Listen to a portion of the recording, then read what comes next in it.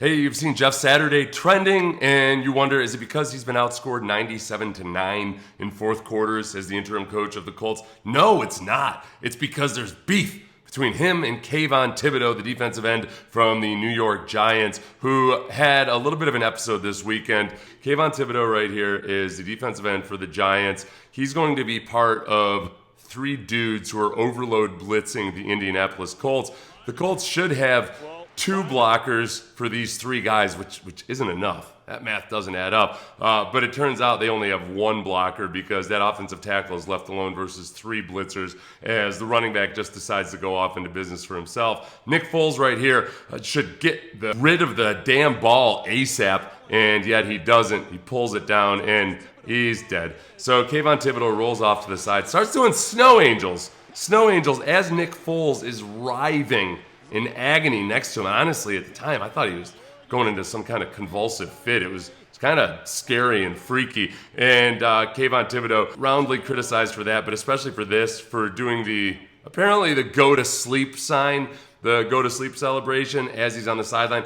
There are variables to that might change your opinion on that. I've been turned around on that a little bit. We'll explain more about that later. And Ryan Clark says something really interesting, but also something shocking from 2010 because of all of this. When asked about this in the press conference the next day, Jeff Saturday was none too happy about Kayvon Thibodeaux's antics. Yeah, tasteless from the celebration afterwards, just, trash. Not a fan of it at all. So Jeff Saturday not having a whole lot of luck as a coach, but he was a very, very good player back in the day, defended Peyton Manning, and he was a little bit old school. Back in the day, guys maybe took matters into their own hands sometimes. So somebody asked him, how did you feel about your offensive line perhaps not defending Nick Foles after the fact? Well, Kayvon Thibodeaux was on the ground. I'm just going to tread lightly. Obviously, I didn't like it at all, and that's where I'll leave it.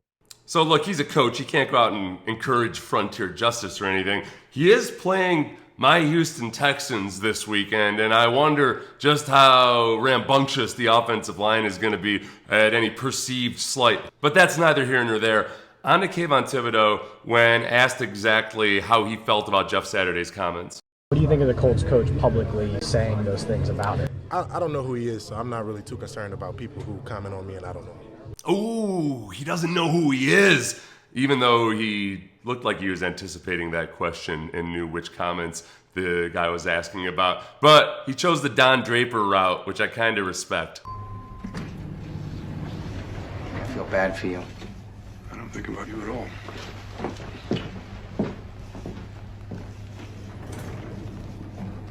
Look, a lot of people were either incredulous or indignant that Kayvon Thibodeaux would claim he didn't know who Jeff Saturday was.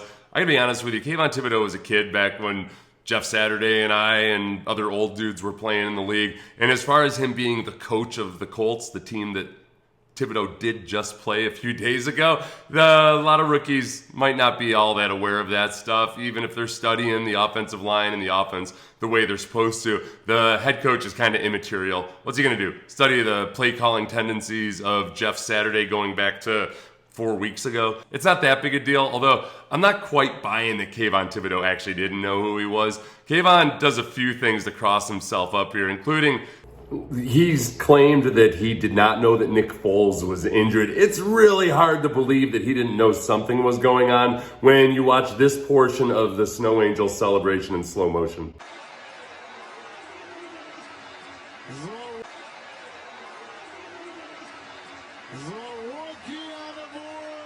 Now, as far as the going to sleep motion, when I first saw that, I thought it was the classic, hey, I put that guy to sleep. He went night-night.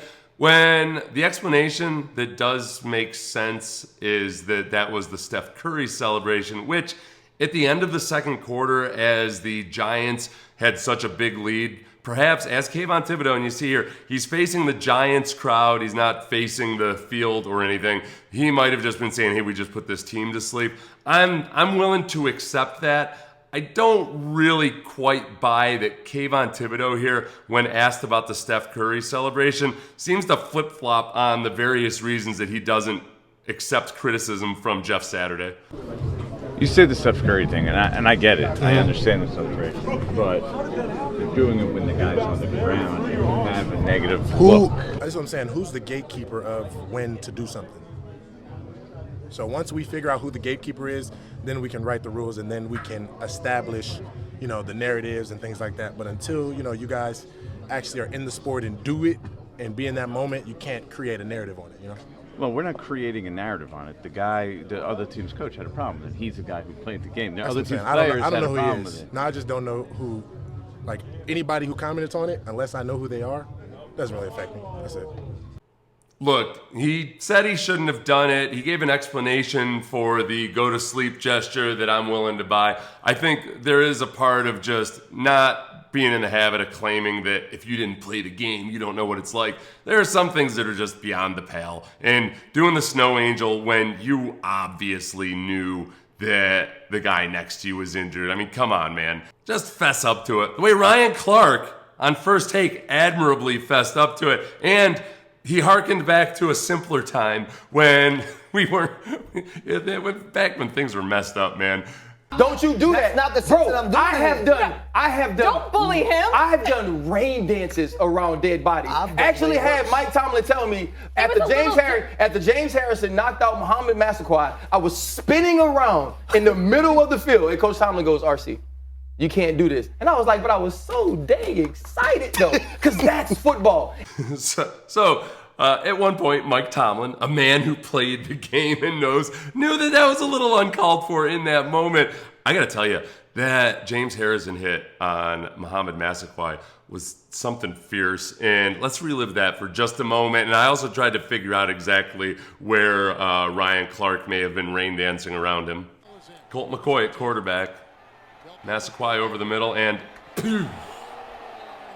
oh, okay, now right here, you're gonna see those legs walking around right there? That wasn't it. Right there. I think this is Ryan Clark. He was probably yelling at Mike Tomlin right there in that moment. There was a flag on this play, and the announcers were assuming it was because of this. Pretty violent blow to the head and neck area. This was in 2010, though. And what's the flag? Delay of game on the offense. Number 55 kicking the ball.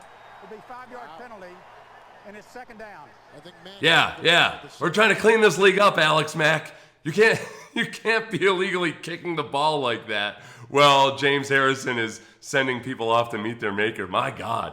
Look, I respect Ryan Clark for owning up to that, but also admitting, I think, that it was the wrong thing to do. But don't try to half-step it and say you didn't realize the guy was injured next to you. You knew it. You celebrated it. You feel bad about it afterwards. That's life. That's football. Things get a little heated down there. Just own it next time. Be like Deacon Jones. Don't be whatever the hell this is.